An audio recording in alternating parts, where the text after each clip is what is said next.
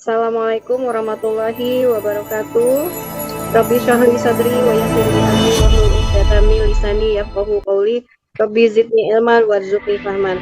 Alhamdulillah Bapak Ibu peserta, terima kasih kami ucapkan dari IMF, terutama juga kepada semua peserta pada webinar Discovery of Islamic Medicine kita yang keempat malam ini. Pada malam ini kita akan dimulai dengan pukul insya Allah 19.30 sampai dengan 21.30 Ustadz. Di waktu Indonesia, karena alhamdulillah juga beberapa ada peserta kita yang berasal dari negara tetangga yaitu Malaysia, karena memang webinar ini pun kita berkolaborasi dengan gurunda-gurunda dari Malaysia. Saat ini tema malam ini kita akan membahas tentang pencegahan dan penanganan akar gangguan keganasan dalam kurung kanker atau kanker pada organ reproduksi melalui terapi Al-Quran. Bapak Ibu, alhamdulillah Ustadz sudah bergabung, moderator kita juga yang akan membersamai kita 2 jam ke depan yaitu Bapak Dr. Yugi Hari Chandra. Mari saya, kita akan memulai. Bagi yang akan bertanya sambil berjalan bisa memberikan pertanyaan di kolom chat. Bisa juga dari awal untuk meraise hand, nanti Pak Dr. Yugi yang akan memandu bagi yang ingin bertanya. Baik, Bapak Ibu tidak berlama-lama di saya, kita sama-sama mengucapkan basmalah untuk memulai pelajaran kita malam ini. Bismillahirrahmanirrahim. Terima kasih dari saya serahkan kembali kepada moderator kita dan narasumber kita yaitu Dr. Yugi dengan Ustadz Nuruddin Al-Indonesia atau Unai aja, kita panggilnya simpel ya Ustadz. Ya silakan Mas Yugi. Baik, syukran bunga. Bismillahirrahmanirrahim. Assalamualaikum warahmatullahi wabarakatuh. Alhamdulillahilladzi amana bi ni'matil iman wal islam. Allahumma sholli ala Muhammad wa ala ali sayyidina Muhammad. Raditu billahi rabba bil islam dina wa bi Muhammad nabiyyi wa rasulah rabbi zidni ilma warzuqni fahma. Baik ya, rekan-rekan semua, Bapak Ibu, Gurunda ya. Salam takdim kepada Gurunda semua ya. Kalau Anda lihat di sini ada Ustadz Nay yang pertama, kemudian juga ada Ustadz Pak Joko Slito, beliau ini juga guru saya, ada Dr. Dea, kemudian juga ada Dr. Ipak ya juga di sini, ada Ustadz Katur, alhamdulillah Ustadz Katur sudah bergabung juga, ada Mbak Novi, ada Bu Nuri dan lain-lainnya yang tidak bisa saya sebutkan satu persatu, dan alhamdulillah tujuan kita hari ini yaitu adalah untuk belajar bersama ya terkait dengan ini tema yang sangat menarik ya Ustadz ini ya, dan saya yakin Ustadznya sudah sering untuk mendapatkan kasus-kasus terkait dengan kanker ini. Nah, Bapak Ibu sekalian, terkait dengan ruqyah syar'iyyah ya, saya yakin Bapak Ibu semua sudah tahu bagaimana kehebatan ya terkait dengan ayat-ayat Al-Quran sebagai syifa, sebagai dawa seperti itu. Nah,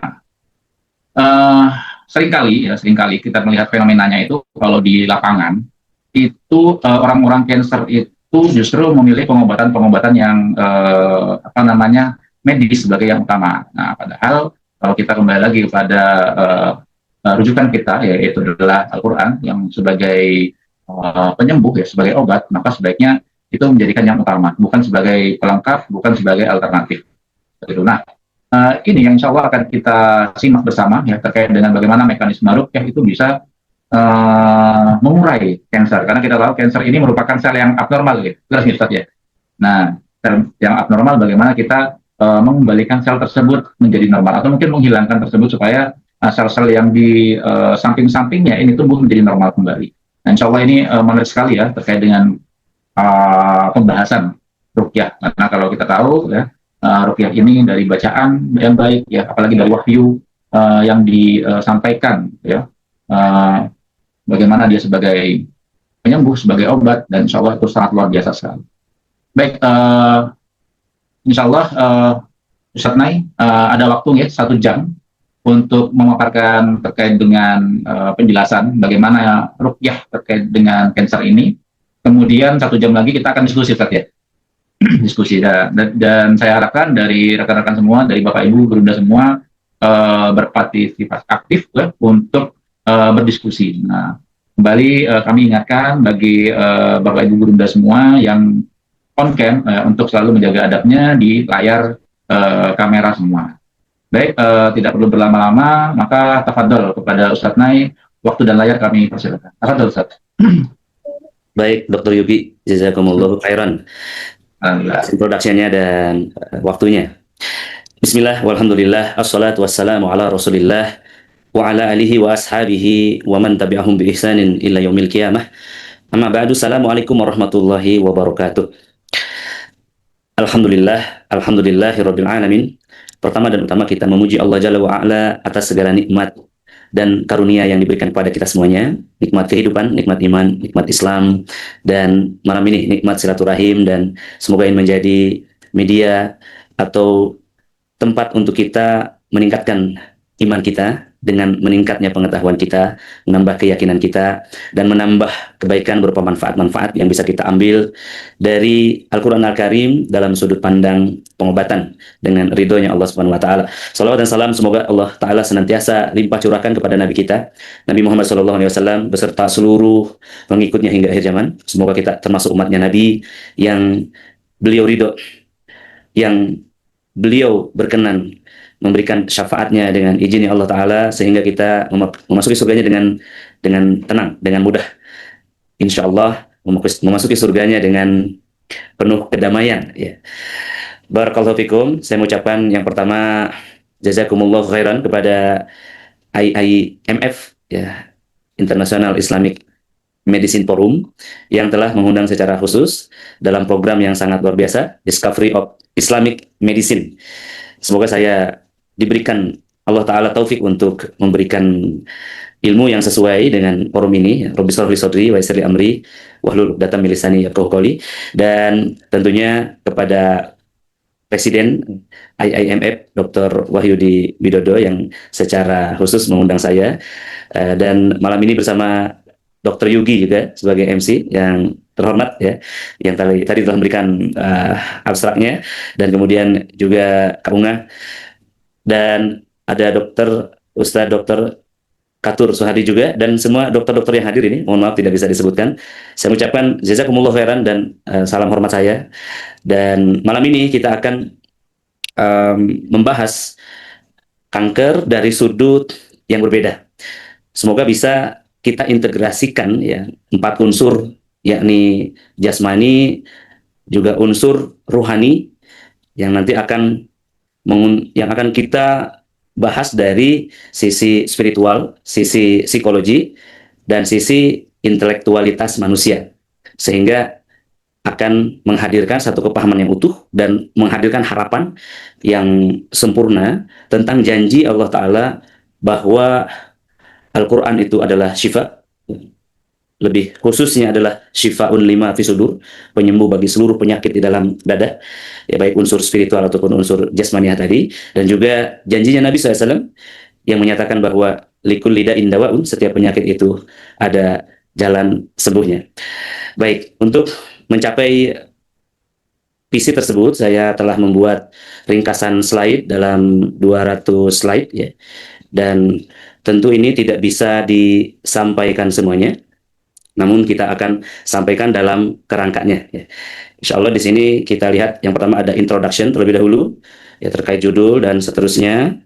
Kemudian judul kita adalah pencegahan dan penanganan akar gangguan keganasan atau kanker pada organ reproduksi melalui terapi Al-Quran. Jadi kita batasi, kanker yang kita bahas adalah kanker pada organ reproduksi wanita atau alat vital, ya. Dan kemudian yang selanjutnya kita akan sampaikan juga pendahuluan tentang fenomena kanker yang terjadi di abad ini, ya, di mana Indonesia menduduki posisi ke-11 di dunia sebagai negara muslim pertama yang memiliki pengidap kanker terbanyak, lebih dari 900.000 kasus. Dan kemudian kita akan definisikan ulang tentang kanker, ya. Dan di poin yang berikutnya kita akan melihat beberapa living miracle atau keajaiban yang terjadi ketika kanker dibacakan Al-Quran secara langsung dari beberapa video-video yang telah kita minta izin untuk menyampaikan testimoninya. Dan kemudian juga kita akan membahas langsung pada poin ketiga, relasi kanker dengan sihir, ya. Karena kita akan membahas ruqyah, maka kita juga akan membahas sedikit, ya, tentang apa hubungan antara kanker dengan sihir. Kita akan bahas sedikit tentang ruqyah, jin, sihir, zikir, dan hubungannya, ya. Bagaimana secara psikologis kita bisa memahami hal ini, mungkin kanker itu sembuh, ya. Dan kemudian yang berikutnya kita akan membahas kanker dalam pandangan para ulama. Bagaimana Syekh bin Baz, Syekh Utsaimin, Syekh Abdul Bara, Syekh Ar-Ruhaili, ya, seterusnya mendefinisikan atau meletakkan kanker. Dan kemudian dari poin berikutnya kita akan melihat kanker secara psikologis ya atau secara psikosomatik dari berbagai tinjauan. Ini akan mengantarkan kita kepada pemahaman ya tentang kanker itu ada akarnya dan bisa ditelusuri dan bisa disembuhkan. Dan ini akan mengantar kepada ilmu tazkiyatun nafs. Ini di poin berikutnya. Nah, tazkiyatun nafs ini adalah konsep psikoterapi Islam yang sesungguhnya. Ya, demikian kita akan membahasnya bagaimana anxieties dan depresi bisa mempengaruhi ya keganasan dan kemudian mempercepat penyembuhan, dan akan disampaikan juga blueprint tazkiyatun nafs atau cetak biru dalam prinsip penyembuhan psikologi Islam. Dan kemudian nanti di dalamnya ada refleksi juga tentang penyakit sebagai ujian di dalam pandangan syariat Islam. Kemudian berikutnya kita akan buka juga tentang ijazul Quran atau solusinya di dalam Al-Quran, di mana ruqyah ini bisa ditinjau dari secara ilmiah ya, oleh Insinyur Abdul Daim Al-Kahil dan juga Dr. Mahmud Al-Qadari ya, penelitian terbaru, dan insya Allah juga nanti beberapa teknis bagaimana cara melakukannya secara terperinci. Dan kemudian berikutnya bagaimana hubungan antara kanker rahim ya atau kanker serviks, kista, miom atau keganasan pada organ reproduksi ini bisa kita pahami dan bisa kita tarik benang merahnya dari awal mula penciptaan manusia dan musuh manusia yang sesungguhnya, dan bagaimana way out-nya ya, bagaimana kita keluar daripada titik sakit ini, titik penderitaan ini, sehingga setiap orang bisa mendapatkan complementary ya, dapat mendapatkan sebuah bonus awal, bisa sembuh dengan kanker di menit-menit pertama ketika memahami konteks ini tentang adanya hubungan antara permusuhan setan dan manusia dengan munculnya berbagai penyakit di abad ini, dan bagaimana kita berlepas diri daripadanya. Dan yang terakhir kita akan memberikan juga beberapa hal tentang bagaimana kita bisa sembuh sendiri di rumah daripada kanker ini dengan konsep ruqyah mandiri ya, beberapa rekomendasi dan amalan yang bisa kita lakukan dari Al-Quran dan beberapa herbal sunnah ya. Dan itu adalah bahasan kita malam ini. Ada beberapa bagian, ada sekitar 1, 2, 3, 4, 5, 6, 7, 8, 9, 10 ya. 10 bagian, mudah-mudahan waktu 1 jam ini cukup. Dan kita sudah ambil 10 menit untuk introduction-nya. Dan jika waktunya tidak cukup, maka file ini sudah diserahkan kepada admin untuk dimiliki oleh semua peserta. Dan nanti kita bisa komunikasi lebih dalam dan bisa juga mengikuti e-course kami yang sudah tersedia. Baik, bismillah. Kita mulai dari relasi kami dengan kanker itu sendiri ya. Saya bukan seorang medical doctor atau bukan seorang psikolog, bukan juga seorang ulama ya, tetapi hanya seorang praktisi ruqyah syariah. Namun kami memiliki pengalaman cukup lama, yakni 15 tahun sejak mulai terjun di bidang ruqyah syariah ini secara khusus, dan 10 tahun terakhir kita alhamdulillah fokus kepada terapi kanker dengan Al-Quran ini. Dan dalam perjalanan alhamdulillah di tahun 2024 kami mendapatkan sanad atau rekomendasi dari Syekh Abdul Barak Usamah bin Yasin Al-Ma'ani ya. Beliau adalah seorang ulama atau pakar ruqyah yang merupakan gurunya dari guru-guru para praktisi ruqyah di Indonesia dan Malaysia pada khususnya. Dan beliau juga akan hadir di Islamic Center Rehab Hati di bulan Januari. Jadi beliau memiliki hubungan yang kuat dengan kami, dengan Pak Komunitas Ruqyah di Indonesia, dengan Asosiasi Ruqyah Syariah Indonesia, RRC dan Rehab Hati. Jadi dari dasar buku inilah kami lebih percaya diri untuk membawa deklarasi bahwa kanker bisa sembuh dari akarnya dengan Al-Quran ya. Tentunya integrasi dengan Tibu Nabawi dan kedokteran modern. Ini adalah beberapa karya ilmiah yang kami tulis ya, bersama Dr. Andik dari Malang, dan beliau juga merupakan anggota IIMF dan Rehabati Foundation. Jadi ini merupakan karya-karya daripada Rehabati yang dikonversi kepada karya ilmiah yang ditulis sepenuhnya oleh Dr. Andik dan bekerja sama. Dan kemudian yang berikutnya kita masuk kepada fenomena kanker di muka bumi ini. Nah, hadirin yang berbahagia, kanker lebih berbahaya daripada bom nuklir. Nuklir di Hiroshima Nagasaki itu hanya menelan 90.000 korban. Ya, perang di Gaza yang terakhir ya 10 Oktober 2 tahun lalu itu menelan kurang lebih 200.000 jiwa, dan WHO melaporkan di tahun 2015 bahwa ada 8,8 juta orang yang dilaporkan meninggal karena kanker. Dan ini adalah setara dengan pembunuhan yang dilakukan oleh Hitler di masanya, yaitu sekitar 8 juta jiwa ya Yahudi yang terbunuh di Jerman. Ini adalah angka yang sangat besar. Dan dari tahun ke tahun peningkatan kanker ini semakin besar. Di tahun 2030 diprediksi akan sampai kepada 21 juta fatality. Dan ini adalah angka kematian yang besar ya. Sebagai contoh, TBC, sebagaimana data yang dibawa oleh Bill Gates, itu 3 juta kasus ya. Dan di dunia, di Amerika, kasus kanker ini juga sangat besar. Demikian juga di Tiongkok dan India. Secara berurutan, sebagaimana kita lihat di data, ya Tiongkok itu 4 juta kasus, Amerika 2,4 juta kasus, India 1,4 juta kasus, Jepang juga 1 juta kasus. Ya.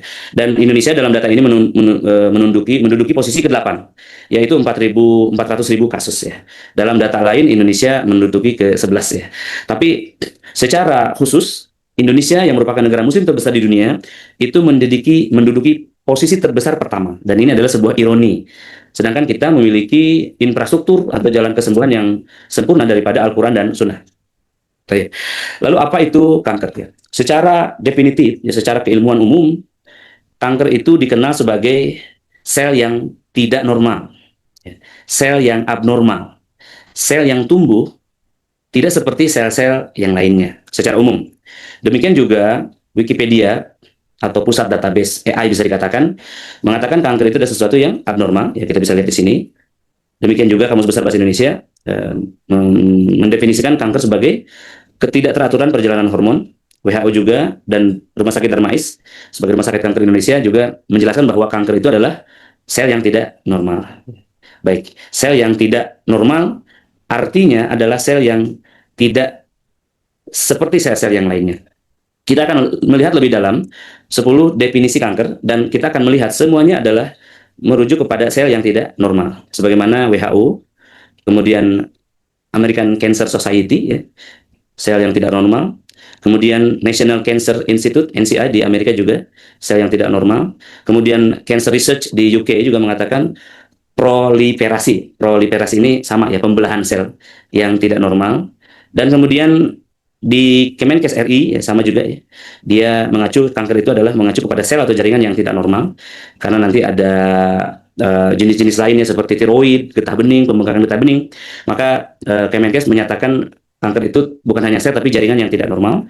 Kemudian Bio Farma ya, salah satu farmasi besar di Indonesia juga menyatakan demikian ya. American Association for Cancer Research proliferasi sel yang tidak normal terkendali juga ya. Demikian juga dengan National Institute of Health dan Cleveland Clinic dan juga Australian Cancer Research Foundation ya. Semua mengacu kepada hal yang sel yang tidak normal.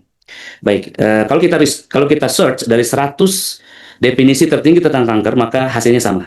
Dan kalau kita riset dari 100 institusi lembaga kanker di Amerika hasilnya juga sama. Dan kemudian ada orang-orang, para peneliti, para cendekia yang mendefinisikan ulang tentang kanker. Kita bisa ambil di sini Joel S. Brown ya mengatakan bahwa kanker ini adalah merupakan penyakit proliferasi tidak terkendali oleh sel-sel yang berubah. Masih mirip ya. Dan saya menemukan satu penelitian yang ini bisa dikatakan update ya. Dia diteliti di tahun 2020-an. Penelitian yang update itu dikatakan 10 tahun terakhir ya, dan ini adalah 5 tahun terakhir. Yang meneliti adalah Dr. Mahmud El-Qadari. Beliau seorang dokter dan sekarang associate professor. Beliau menemukan bahwa kanker ini adalah sesuatu yang lain. Jika semua orang mengatakan bahwa penyebab kanker itu adalah pembelahan sel yang tidak normal, beliau justru mendefinisikan sebab kanker itu bukan pembelahan sel yang tidak normal, tetapi sel yang sudah membelah lalu kemudian tidak mati. Ya. Atau dalam bahasa penelitian beliau ya adalah sel fleeing from death phenomenon ya. Artinya fenomena larinya sel dari kematiannya. Saya terkejut ketika membaca research ini pertama kali ya. Karena selama ini saya telah menduga bahwa kanker ini makhluk gitu. Dan beliau mengatakan cancer is fleeing cell from that phenomenon. Dan beliau mengacu kepada Al-Quran surah Al-Jumu'ah ayat 8 dalam penelitiannya ya. Dalam penelitiannya Allah Ta'ala berfirman ya, di dalam Al-Quran yang artinya sesungguhnya kematian yang kamu lari daripadanya ya. Ini adalah kutipan ayat dan beliau menjelaskan ayat ini, satu ayat ini dalam 3 jurnal internasionalnya. Dalam jurnal yang pertama beliau menggambarkan bahwa sebab kanker itu adalah matinya ya, satu molekul atau satu zat-zat yang menyebabkan kematian satu sel secara alami. Jadi ketika sel itu membelah, ya, maka satu sel yang lama itu kemudian mati, ya, dan satu sel ini hidup. Kemudian sel yang hidup ini mengambil sisa-sisa daripada sel tersebut sehingga tidak tumpah ke tempat yang lain, ya, tidak menekan yang lainnya.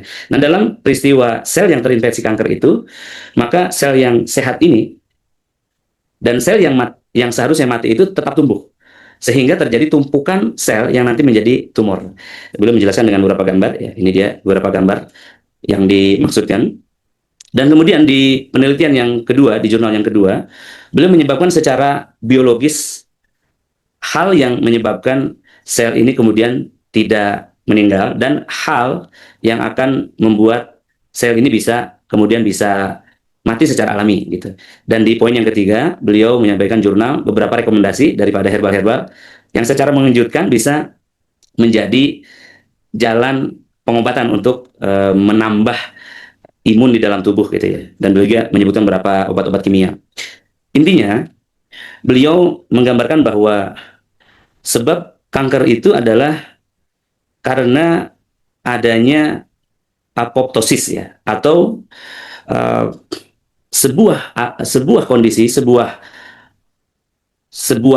fenomena di mana sel itu mengalami kematian ya, dan itu terhambat. Jadi proses apoptosis yang terlambat ya, oleh karena jalur intrinsik ataupun ekstrinsik. Nah, penghambat terhadap kematian sel inilah yang kemudian sel menjadi menumpuk dan dia terus membelah dan terus menerus ya, sehingga kita bisa melihat di hari ini ya ada kista seberat 8 kilo. Nah, ini yang pernah saya saksikan dari testimoni ya. Ada juga kanker sebesar 3 kilo yang ketika dirukyah itu keluar gitu. Ini mengerikan sekali. Dan kemudian kalau kita lihat secara visual, ini adalah sel kanker atau sel yang aneh tadi, yang tidak normal. Ini adalah sel yang normal. Baik, ini adalah sel yang sehat yang atas ini, dan ini adalah sel yang kankernya. Dan pertanyaannya adalah apa itu kanker? Jadi saya ulang kembali, ini adalah sel yang sehat. Ini adalah sel kanker. Jadi sel kanker itu sel yang terinfeksi kanker. Lalu kanker itu sendiri apa? Ini yang menggantung dalam dunia medis hingga detik saya bicara ini. Jadi yang dibicarakan adalah sel yang abnormal. Ini yang sel yang abnormal. Atau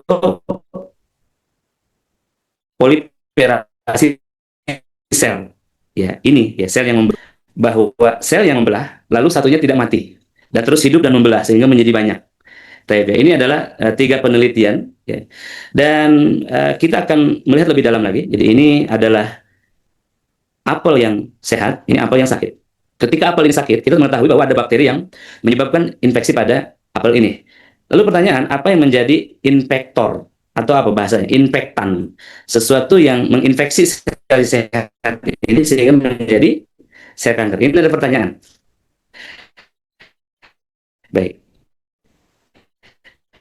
Berikutnya, ini adalah pembelahan atau poliferasi dari proses metaplase sel yang normal. Jadi ada sel telur ini dalam proses pembuahan, maka kemudian menjadi banyak, menjadi fetus, menjadi janin, kemudian menjadi manusia ketika terlahir, dan kita terus tumbuh di usia 40, kemudian berhenti pertumbuhan ya. Di usia 34 atau 40 berhenti pertumbuhan dan manusia menua, mengalami degenerasi. Tapi ada pada fase-fase tertentu ya, atau pada sel manusia yang tidak normal, atau karena terjadinya infeksi pada sel itu, maka manusia mengalami pertumbuhan di lehernya yang kita kenal dengan tiroid atau pembengkakan kelenjar getah bening, atau ada pertumbuhan, mohon maaf, misalkan di payudara, ya, yang disebut dengan tumor payudara, atau di rahim yang sedang kita bahas, ya, namanya tumor rahim atau kista miom. Nah, ini adalah hal yang tidak normal karena seharusnya tidak ada lagi pertumbuhan. Maka secara medis kita kenal kemoterapi dan radiasi adalah upaya untuk menghambat si pembelahan sel tadi atau proliferasi tadi, atau membunuh sel yang tidak mau mati tadi, kata Dr. Mahmud. Ya, ini adalah kemoterapi. Dia program untuk menghambat seluruh sel yang tumbuh. Kata seluruh ini yang menjadi masalah karena manusia memiliki integumentary system. Ya, ini betul ya. Ini adalah satu organ tubuh yang terus tumbuh. Misalkan kuku. Nah, baik ya. Ini ada kuku saya sedikit tumbuh. Yang ini saya bersihkan, ini saya sisakan. Baik, ini terus tumbuh, kuku ini terus tumbuh, kumis terus tumbuh, rambut terus tumbuh. Tetapi kuping tidak tumbuh, hidung tidak tumbuh, mata tidak tumbuh. Baik ya. Ini adalah normal. Dan baik, pada kasus tertentu maka ada namanya pertumbuhan yang tidak normal. Saya berikan gambar. Gambar ini agak berat untuk dilihat, tapi sebagai contoh aja ya. Ini sebuah kasus ya. Kasus kami ya, ini adalah mata yang tumbuh dan ini matanya. Ini mata yang kiri, ini mata yang kanan. Ini tidak harus ada pertumbuhan di sini. Inilah yang disebut sel yang tidak normal tadi. Nah, di dalam dunia kemoterapi maka sel yang tidak normal itu dihambat. Ya.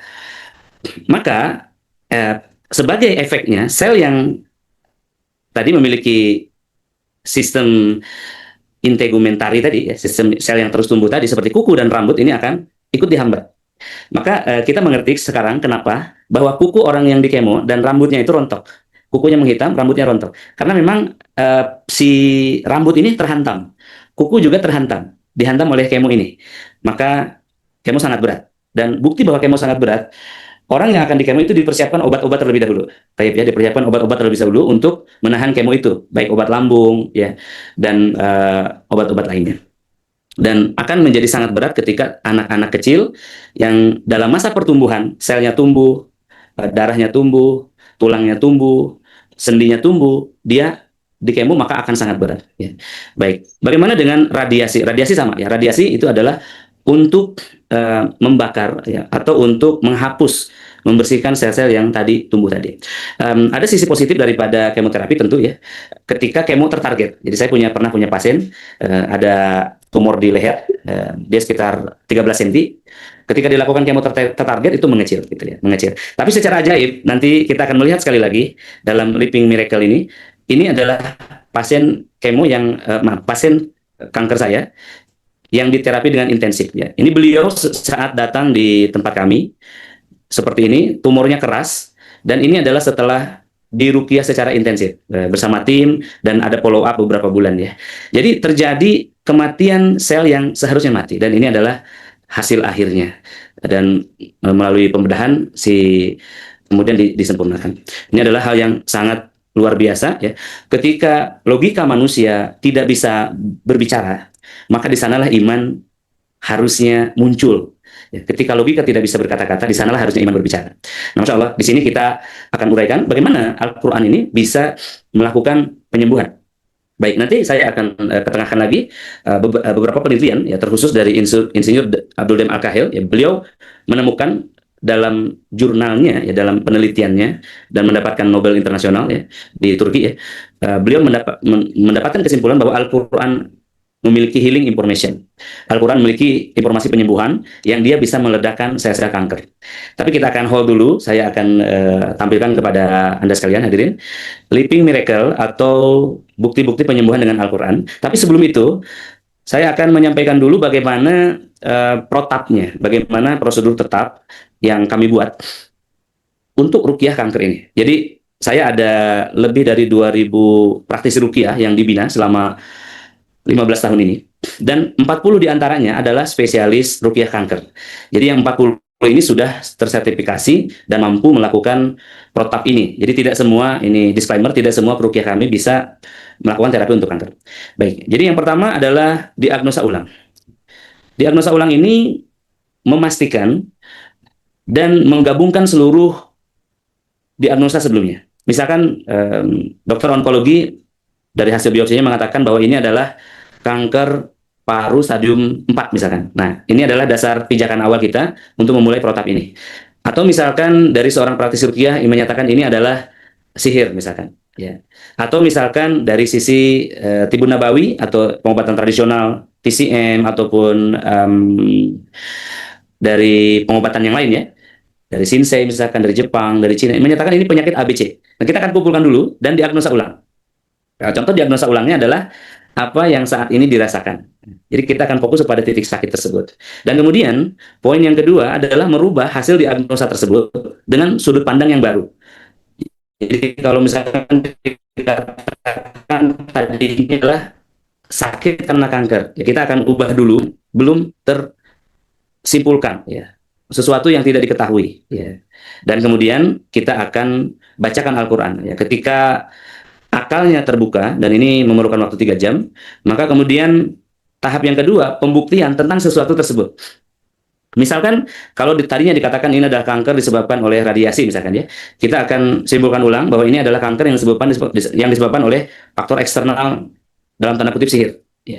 Lalu kemudian di tahap 2 ini adalah pembuktian bahwa ini sihir. Ketika diruqyah di dalam titik tumor itu sakit misalkan, maka dia disimpulkan itu ada sihir. Dan ketika misalkan dibacakan, dia hilang atau lari, dan itu semakin membuktikan bahwa itu adalah sihir.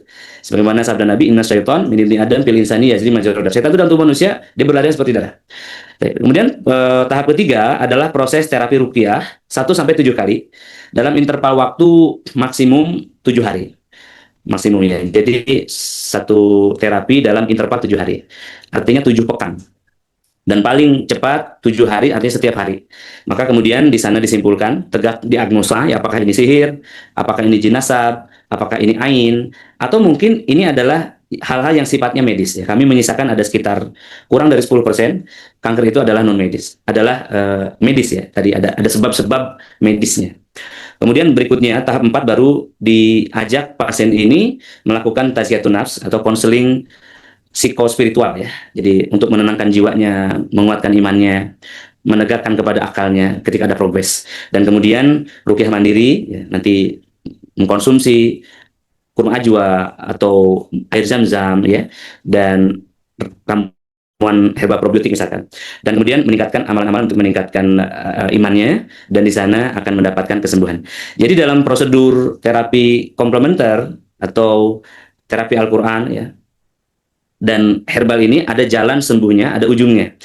Kalau kita bandingkan dengan prosedur terapi kanker yang ada saat ini, ya, itu kurang lebih saya coba buatkan. Yang pertama, ketika seseorang kena kanker itu ada diagnosa awal dulu ya, di Departemen Radiologi, kemudian di biopsi, dan kemudian setelah di biopsi diambil sampel kanker itu, nanti spesialis patologi anatomi ya atau kepala laboratorium di sana akan menyimpulkan ini kanker atau tidak, ini negatif atau positif gitu ya. Dan saya mengambil hasil biopsi ini juga kalau ada pasien yang menyatakan diri dia kanker. Lalu kemudian di kemoterapi. Biasanya kemoterapi kalau tidak berhasil nanti ada radioterapi ya. Radiasi ini antara kemo ataupun radiasi dulu ya. Lalu kemudian jika tidak berhasil ada tindakan bedah. Lalu kemudian jika sudah dibedah dan sakitnya masih ada, biasanya menggunakan morfin ya. Ini untuk menghilangkan sakit ya atau antidepresan tertinggi lah. Dan kemudian berikutnya adalah tahap berikutnya, kadang-kadang setelah diberikan bedah atau diangkat organ tubuhnya, ada namanya peristiwa metastase. Metastasis ini adalah perpindahan kanker, perambatan kanker dari satu organ ke organ yang lainnya. Ini yang kami ketahui ya, ini yang kami ketahui dalam prosedur medis itu, penanganan kanker itu dia tidak ada ujungnya. Jadi misalkan dari kanker payudara, diagnosa, kemo, radiasi, bedah, diberikan morfin, lalu diangkat, kankernya lari ke kiri, maka yang kiri akan diangkat. Dari kiri lari ke tulang, sendi, maka nanti akan ada tindakan berikutnya dan seterusnya. Maka dengan melihat hal ini ya, ada perbedaan dan ada harapan ya. Di dalam prosedur tetap bersama Al-Qur'an ini ada jalan sembuhnya alhamdulillah. Bahkan ada harapan kanker ini tidak melanjut kepada generasi berikutnya. Nanti kita akan jelaskan di fase presentasi berikutnya. Baik, ada seorang dokter dari Palopo ya, Dr. Andi Papingadi, beliau spesialis radiologi, magister kesehatan. Beliau mengatakan bahwa selama 18 tahun saya bekerja di Departemen Radiologi, beliau menemukan 90% dari orang-orang yang datang itu dengan keadaan berat itu tidak ditemukan penyakitnya. Nah, ini adalah sebuah testimoni yang luar biasa ya. Artinya benar pernyataan bahwa 80-90% penyakit itu ada akarnya, dan itu ada di akarnya di psikologi atau ruang psikis manusia. Baik kita 5 menit akan melihat dulu hamba-hamba Allah yang sembuh dengan Al-Quran. Ya. Ini yang pertama ada Pak Hadi dari Aceh ya, dari Riau. Bismillah. Umur batang ini memberikan ya. Apa suaranya terdengar? Kasus baru dari hamba Allah di Sumatera Barat ya. Riau. Jadi mudah-mudahan terdengar suaranya ya. Dan terdengar, alhamdulillah. Ini ketika beliau di ruqyah itu tangannya bergerak-gerak ya. Dan kemudian ada teriakan. Nah, di sini.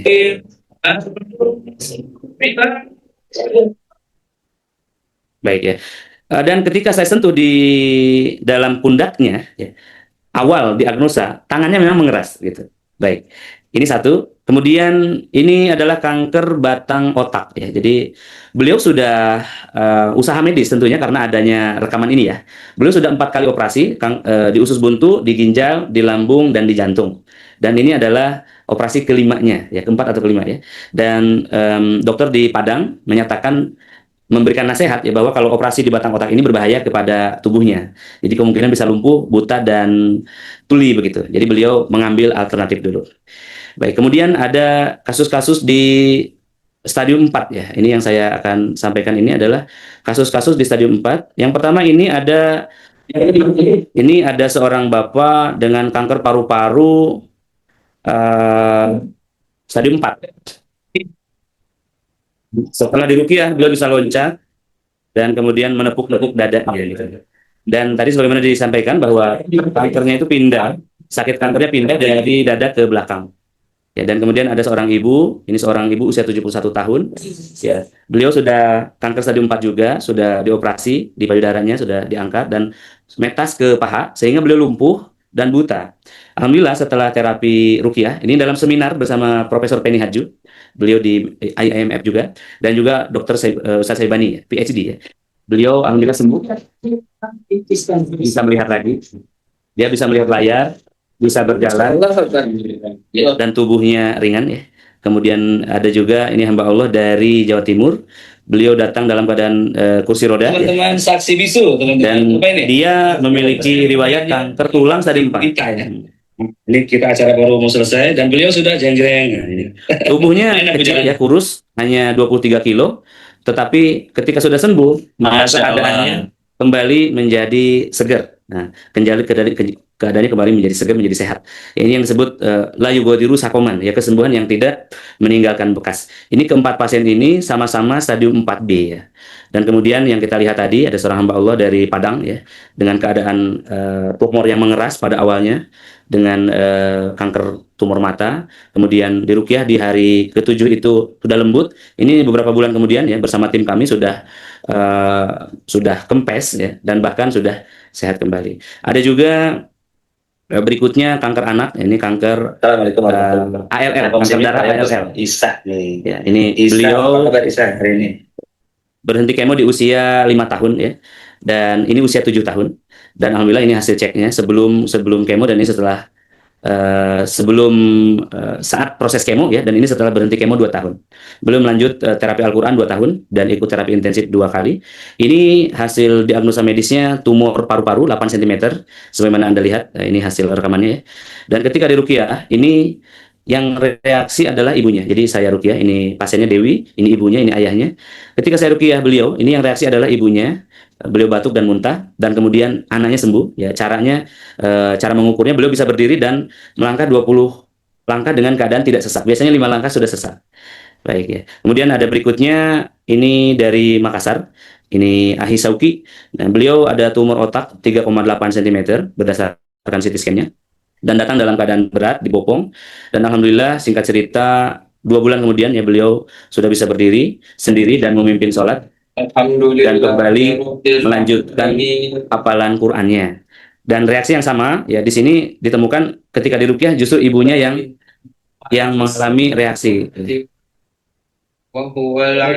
Bahkan putranya yang melakukan terapi. Ada juga beberapa kasus ya, ini seorang dokter, ya, Dokter Nurweni, spesialis patologi anatomi dari Padang, ya, dan beliau sudah mengikuti program Ruqyah dan Tazkiyatun Nafs itu beberapa tahun, ya, 4 tahun yang kami catat, dan alhamdulillah beliau sembuh bersama suaminya, ya, suami beliau juga sembuh.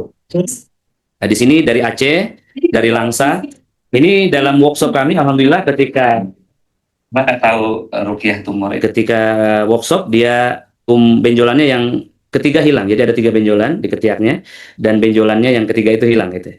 Dan ini juga ada pasien paliatif sudah 56 kali kemo, 20 kali radiasi, sudah lumpuh, dan alhamdulillah dalam beberapa hari itu kemudian bisa sembuh dengan izin Allah Subhanahu wa Ta'ala. Baik, tentu tidak semua semudah yang diceritakan. Ya, ini adalah contoh-contoh terjadinya radical remission, terjadinya penyembuhan yang cepat, yang memang bisa dijelaskan secara ilmiah juga. Memang ada faktor-faktor penunjang, faktor-faktor pendukung selain doa yang dikabul dan terapi Al-Quran itu sendiri. Baik, dan dalam beberapa saat ke depan, ya, kita akan melanjutkan kanker dari pandangan para ulama. Nah, baik. Jadi kita tadi telah menyampaikan introduction atau abstrak tentang apa itu kanker, mendefinisikan ulang, dan sekarang relasi kanker dengan ruqyah itu apa? Ya, saya nanti akan lengkapi dengan testimoni atau pendapat dari para ulama. Baik. Nabi SAW mengatakan, musnahnya umatku disebabkan oleh tusukan. Ya. Pana ummati bi-ta'ni wa ta'un. Nabi menyebutkan 2 sebab kematian umatnya yang terbanyak, yaitu karena yang pertama tusukan pedang, ya, atau at-ta'ni, dan kemudian at-ta'un, dan ini tusukan daripada setan, ya. Jadi para sahabat bertanya, ya Rasulullah, tusukan pedang kami tahu itu perang, lalu at-ta'un apa? Ta'un itu kata Nabi, wahju a'daikum minal jin. Jadi ta'un itu adalah ta'un itu adalah tusukan dari bangsa jin, ya. Dalil ini tentu bukan cocokologi, ya. Para ulama itu menyebutkan bahwa ta'un adalah tusukan daripada makhluk jin ini secara terverifikasi. Salah satu ulama yang memverifikasi adalah Syekh Abdul Bara Usama bin Yasin Al-Masni. Ya, beliau telah datang ke Indonesia dan Malaysia tadi untuk memberikan daurah ruqyah kankernya, dan beliau menulis 8.000 halaman penyajian ilmiah, ya, bab ruqyah syar'iyah yang ditulis selama 15 tahun. Jadi memang karyanya sangat ilmiah dan merujuk kepada 400 kitab. Jadi ini setelah diterjemahkan dalam bahasa Indonesia. Jadi hadis ini diverifikasi oleh beliau, ya. Dan kemudian ada ulama-ulama lain yang juga menegaskan bahwa kanker itu adalah tusukan setan. Yang dimaksud adalah Syekh bin Bas, Syekh Abdul Aziz bin Bas rahimahullah. Ya, beliau mengatakan bahwasannya hunaka minal jin man yakunu sabab fi maradi syaratan. Bahwasannya kanker itu adalah tipu daya setan, ya, atau tusukan setan tadi. Dan kemudian diperkuat oleh fatwa daripada Syekh Abdullah bin Jibrin rahimahullah, ya, beliau juga mengatakan bahwa kanker itu sihir marid, ya. Jadi lebih dalam lagi beliau mengatakan secara tegas, ya, bahwa kanker itu sihir marid, ya. Ini di dalam kitab Ensiklopedia Ruqyah Syariah karangan Syekh Abdul Bara tadi. Dan kemudian Syekh Abdul Bara Usama bin Yasin Al-Mani sendiri menegaskan bahwa kanker itu adalah setan. Beliau menulis 9 cerita atau testimoni tentang penyembuhan kanker dengan Al-Quran. Termasuk salah satu testimoni yang sangat kuat. Ya, beliau mengatakan, saya menangani satu pasien yang memiliki 6 jenis kanker sekaligus. Dan beliau meruqyahnya sejak Asyar sampai Isya. Dan alhamdulillah kankernya seluruhnya sembuh, dan besok harinya dicek secara laborat, ya, dan alhamdulillah juga sembuh secara klinis dalam kitab beliau. Dan kemudian berikutnya, kaum muslimin, apa secara logikanya, ya, bahwa kanker itu ada hubungan dengan sihir, ya. Ini sebelum melanjut kepada bab ruqyah, saya mau menyampaikan ada peristiwa-peristiwa yang maknanya ini penelitian saya sendiri, ya, analisa saya sendiri, bahwa setiap kali pasien kanker itu diruqyah, dia merespon.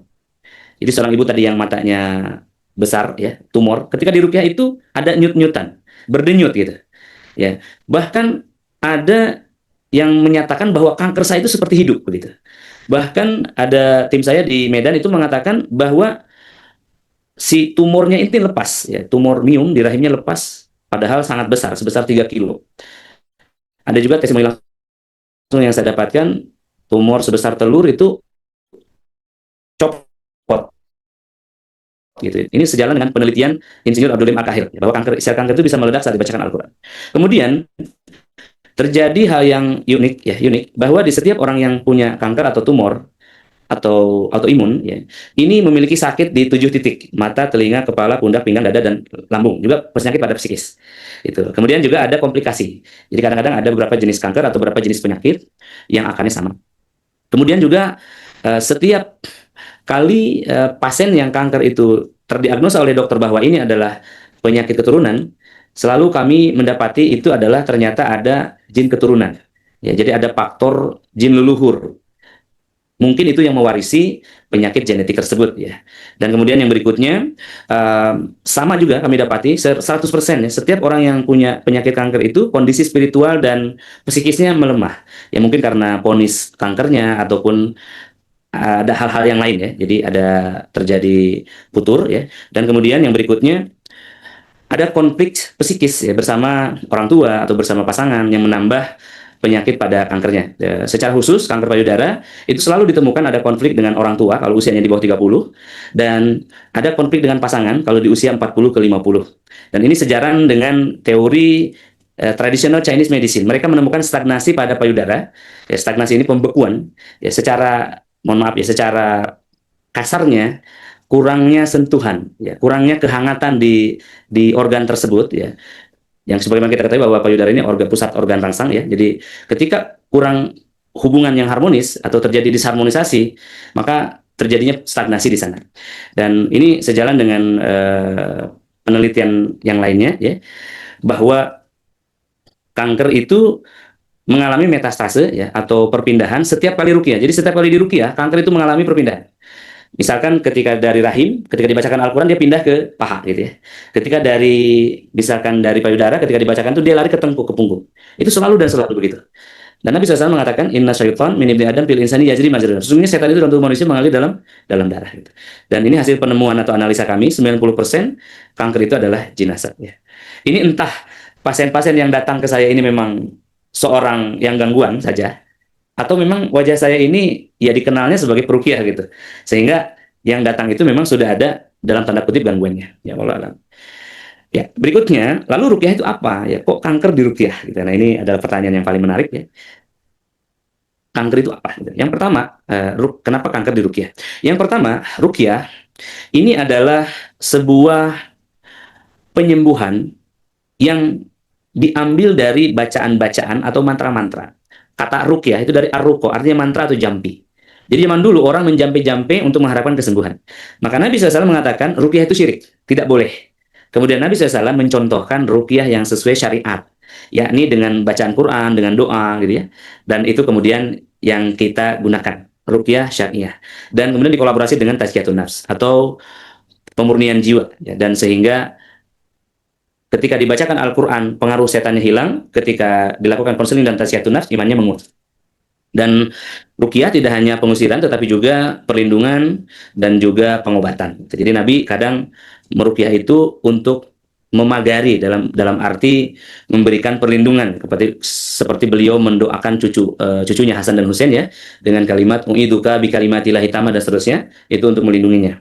Atau juga pengobatan ketika Nabi SAW meletakkan tangannya dan mengatakan Allahumma rabbanas azhibil ba's, wahai manusia angkatlah penyakit ini. Dan kemudian ruqyah juga bisa disebut self healing dalam mode zikir ya. Dalam ilmu sains ya, ruqyah itu adalah penyembuhan dengan suara atau bacaan atau voice of therapy. Jadi demikian, itu ruqyah ya. Dan kemudian apa itu jin? Jin ini adalah objek yang diruqyah. Dari kata dalam bahasa Arab yaitu kata al-jan, sesuatu yang tersembunyi ya.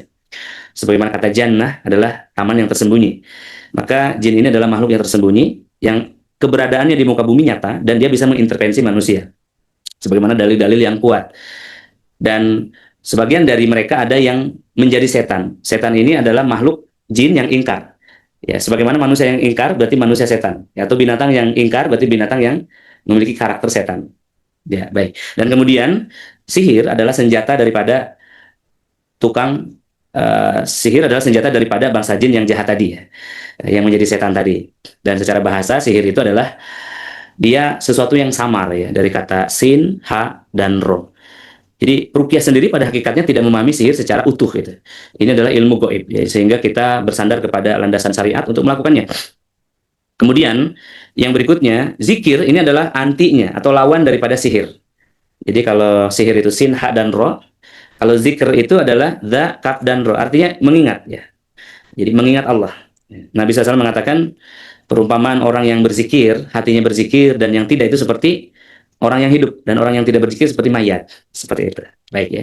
Dan zikir ini adalah upaya atau sesuatu yang dilakukan baik lisan ataupun hati untuk menghubungkan seseorang kepada Robnya, ya, reconnecting to Allah Subhanahu Wa Taala.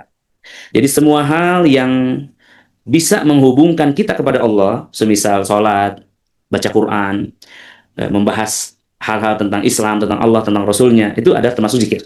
Termasuk juga ketika kita berdoa, ketika kita mohon ampun, ketika kita bertasbih, bertakbir, ya, ketika puasa, ketika kita rihlah, ketika kita berzakat, bersedekah, semua hal yang menghubungkan ruh manusia kepada Tuhannya disebut zikir. Jadi reconnecting to Allah to gain the power of Allah Subhanahu Wa Taala. Ya. Ini adalah mode umat Islam dalam melakukan zikrullah. Jadi dia mengangkat tangannya berdoa.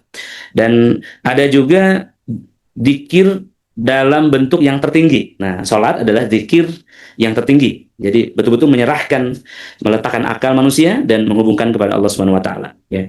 Dalam pandangan dunia lain ya atau di luar Muslim, mungkin lebih dekatnya ya, zikir itu adalah upaya meditasi. Ya. Tapi Islam tidak mengenal meditasi. Ya, Islam tadi mengenal zikrullah tadi. Dan salah satu bentuk zikir adalah Al-Quran. Ya. Al-Quran ketika dibacakan dia akan menyembuhkan. Sebagaimana firman-Nya, "Wa nunazzilu minal Qur'ani ma huwa syifa." Ya demikian juga ya dengan ayat-ayat yang lainnya Al-Qur'an itu bisa memiliki syifa atau penyembuhan ya. Di sini Rasulullah SAW mengatakan justru kesembuhan daripada ruang kolbu atau ruang dada yang digapai dengan zikir dan Al-Qur'an tadi adalah kesembuhan yang sesungguhnya. Nabi SAW mengatakan di dalam dada itu ada segumpal daging yang jika dia sehat maka akan sehat semuanya, jika ia rusak akan rusak semuanya. Ala wahya al-qalbu. Jadi dari sini maka kemudian kita mencari jalan kesembuhan daripada akarnya. Jadi untuk kanker ini berapa menit lagi, Ustaz? 5 menit lagi ya. Baik, 5 menit lagi ya. Baik. Jadi bagaimana kita bisa menggapai kesembuhan dengan zikir dan Quran ini? Baik, dalam 5 menit, bismillah. Yang pertama, poin berikutnya ada hubungan dengan psikis manusia. Ya, jadi di dalam dunia terapi penyembuhan yang umum, ya, kolbu itu disebut sebagai ruang psikis, ya, di mana akal disebut sebagai ruang mental, ruang berpikir. Ya, dan kemudian di dalam kolbu itu ada iman dan juga ada nafsu atau ada psikis tadi. Ya, ini gambarannya, ini imannya, ini akal, ini adalah psikis, ya, dan ini adalah jasadnya. Ini jasadnya, ya baik, dan ini adalah psikisnya ya, ada iman, ada jiwa, ada akal. Nah, untuk jasadnya ada pengobatan, untuk ruhaninya ada penyembuhan. Ya, ada pengobatan, ada penyembuhan. Ya, ya ini bukan mengkotak-kotakan, tidak, justru menghubungkan antara ruhani dan jasmani. Nah, Nabi SAW mengatakan, mengajarkan satu doa, ya, Allahumma inni a'udzubika minal hammi wal hajan. Ya Allah, lindungilah aku daripada hammi. Ini kegelisahan, kekhawatiran tentang masa yang akan datang. Ini adalah tentang psikis ya. Hajan ini adalah kesedihan, traumatisasi, depresi karena sesuatu yang berlalu.